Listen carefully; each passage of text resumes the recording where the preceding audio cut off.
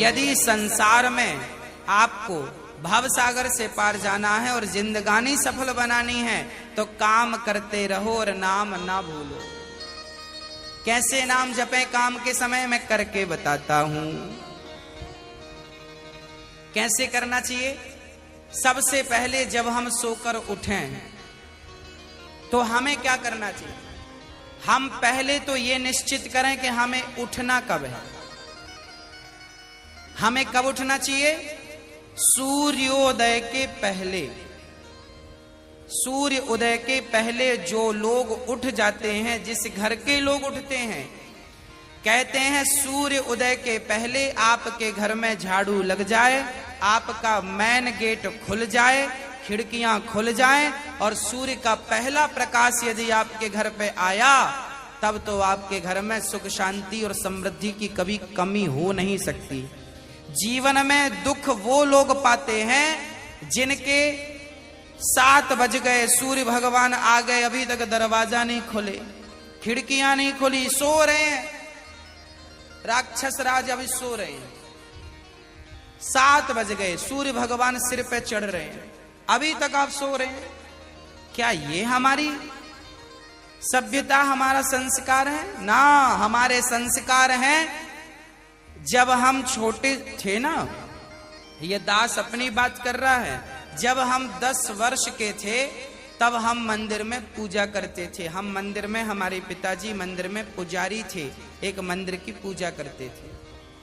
तो हम जब 10 साल के थे तब हम 4 बजे स्नान करके 5 बजे पूजा खत्म करके और 5 से 6 बजे तक में सुंदर कांड का रोज पाठ करते थे, हनुमान चालीसा का रोज पाठ करते थे, रोज पाठ करते थे।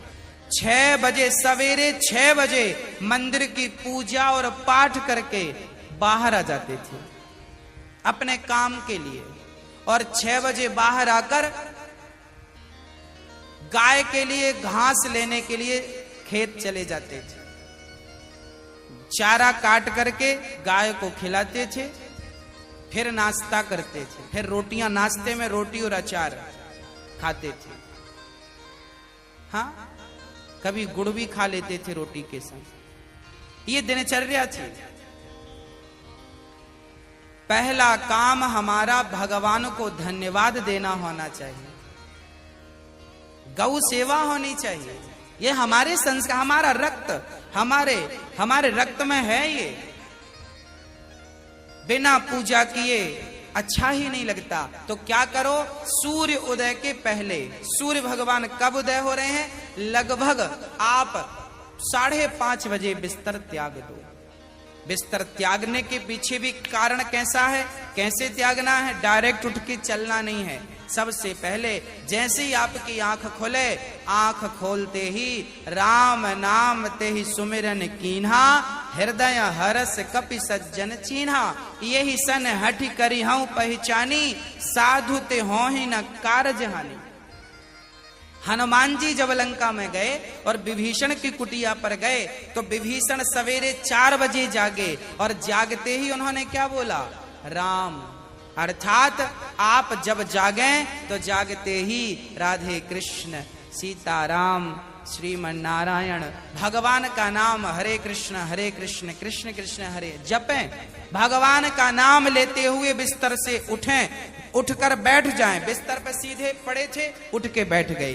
बैठकर क्या करना है? भगवान का नाम, हे प्रभु आज का दिन आपने दिया उसका धन्यवाद। फिर दोनों हाथ का ऐसे मंथन करना चाहिए और जब हाथ गर्म हो जाए तो फिर हमें हथेली को ऐसे खोलना चाहिए। खोलने के बाद हमें एक मंत्र पढ़ना चाहिए। मंत्र याद ना हो तो आप ऐसा करो, कराग्रे वसते लक्ष्मी, कर मध्य सरस्वती, कर मूले तु गोविंदा, प्रभाते कर दर्शनम। कराग्रे वसते लक्ष्मी, कर के अग्रभाग में लक्ष्मी का वास होता है। यहाँ कराग्रे वसते लक्ष्मी, कर मध्य सरस्वती, यहाँ सरस्वती का वास होता है और पूरे हाथ में भगवान कृष्ण का, नारायण का वास होता है। कर मूले तो गोविंद। तो दोनों हाथों का मंथन, यहां लक्ष्मी का ध्यान सवेरे करेंगे तो आपके घर में लक्ष्मी आएगी, सवेरे से ध्यान होगा। सरस्वती का चिंतन करेंगे तो आपकी वाणी से दिन भर कोई गलत शब्द नहीं निकलेगा, गलत वाक्य नहीं निकलेगा, गलत विचार नहीं निकलेंगे, आपकी वाणी से कोई दुखी नहीं होगा। और गोविंद का ध्यान करेंगे, मेरे नारायण मेरे कृष्ण का ध्यान करेंगे तो आपको सब कुछ मिलेगा। तो पहले दोनों हाथों का मंथन करके दर्शन करें, फिर दोनों हाथों का मंथन करके जब हाथ गर्म हो जाए तो अपने चेहरे पर लगाएं, अपने नेत्रों पे वो हाथ लगाएं। और उसके बाद सबसे पहले उठकर आप अपने बच्चों को ये चीजें समझाएं। सबसे पहले उठकर आप पृथ्वी माता को प्रणाम करें। पृथ्वी माता को, हे पृथ्वी माता, आपका धन्यवाद, आपने हमें एक अवसर दिया है।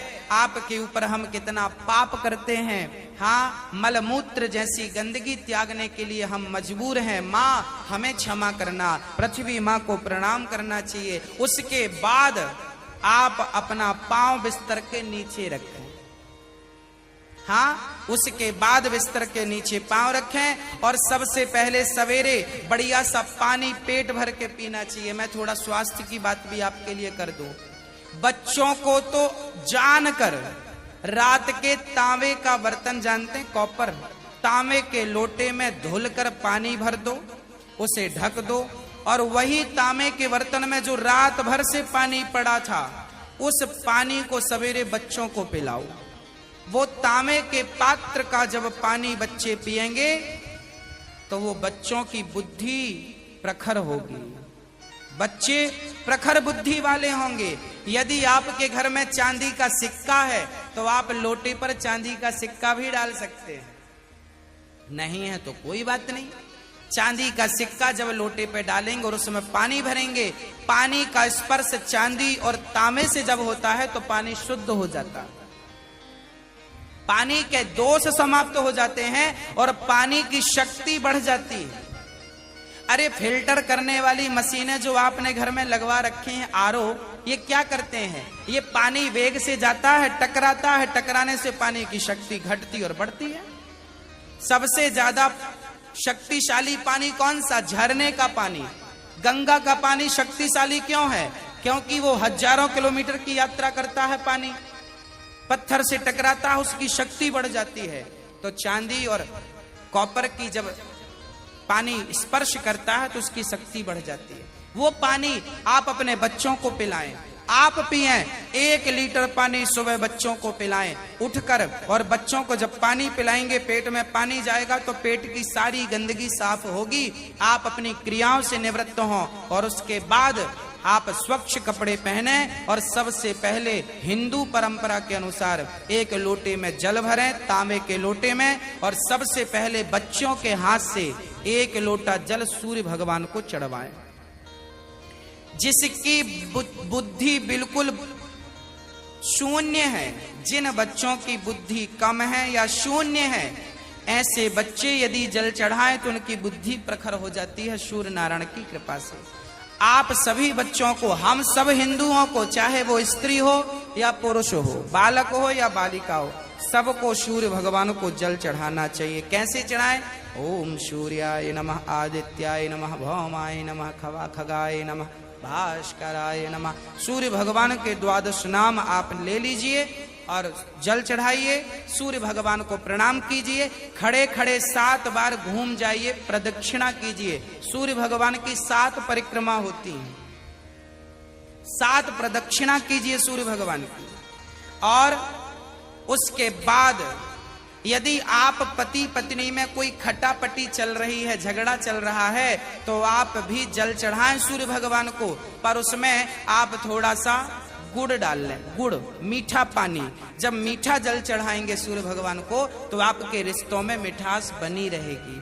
और मैं आपको बता दूं कि आप अपने बच्चों को जो जल चढ़वाएं वो सादा जल ना चढ़वाएं, उसमें थोड़ी कुमकुम डाल लो, रोली लाल कर लो पानी को, लाल पानी सूर्य भगवान को चढ़ाओ, रंगीन पानी सूर्य भगवान को, या चंदन घिस के डाल लो, एक केसर का पत्ता डाल लो, ऐसा रंगीन पानी जब सूर्य भगवान को चढ़ाएंगे तो आपके जीवन में भी नाना प्रकार के भक्ति के रंग, प्रेम के रंग, ज्ञान के रंग चढ़ेंगे।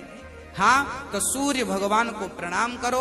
उसके बाद आप अपने घर से, जो आपके मंदिर हैं घर पे, ठाकुर जी को बढ़िया पूजन करो। एक थाली साफ करो, थाली में बढ़िया सा एक स्टार बनाओ, चंदन का स्टार बनाओ, चंदन से स्टार बनाओ। उस स्टार, चंदन से स्टार बनाकर बीच में ओम ओम ओम लिखना चाहिए।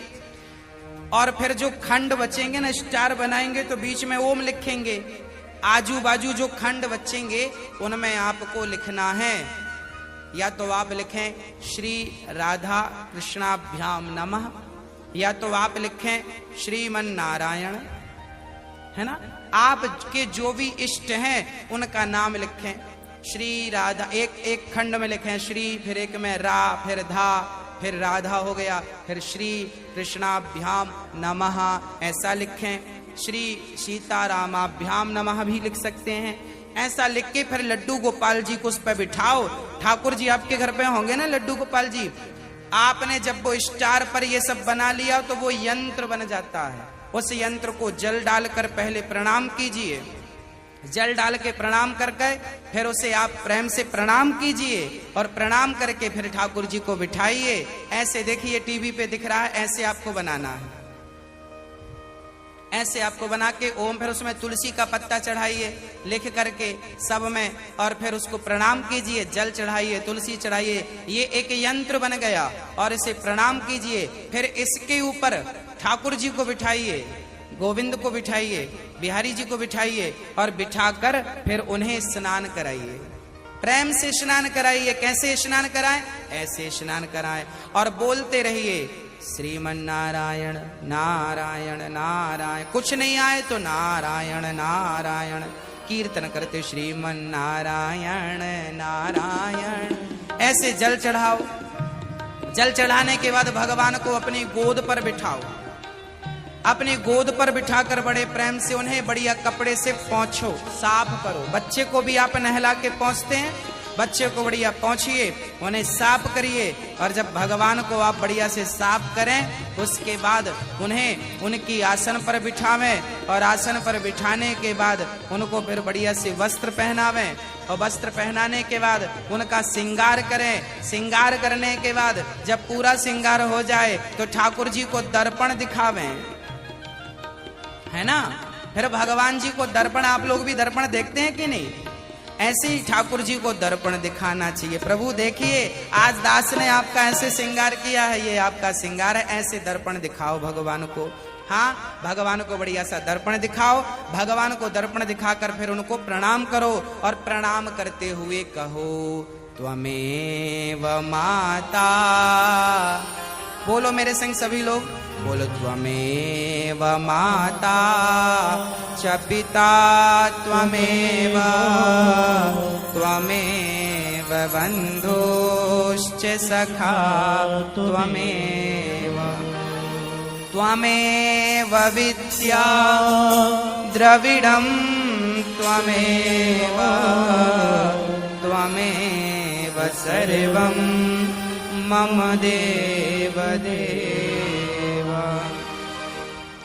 हाथ जोड़कर भगवान से कहो, हे प्रभु आप ही हमारी माँ हैं, हे प्रभु आप ही हमारे पिता हैं, हे गोविंद आपके सिवा हमारा इस सृष्टि में कोई नहीं है। हे प्रभु, माना कि मैं अपराधी हूँ, माना कि मैं पापी हूँ, पर मुझे स्वीकार करना आपका ही काम है भगवान। हे नाथ, मैं आपको कभी भूलूं नहीं। एक बार जरा सभी बोलिए, हे नाथ मैं आपको कभी भूलूं नहीं, हे नाथ मैं आपको कभी भूलूं नहीं।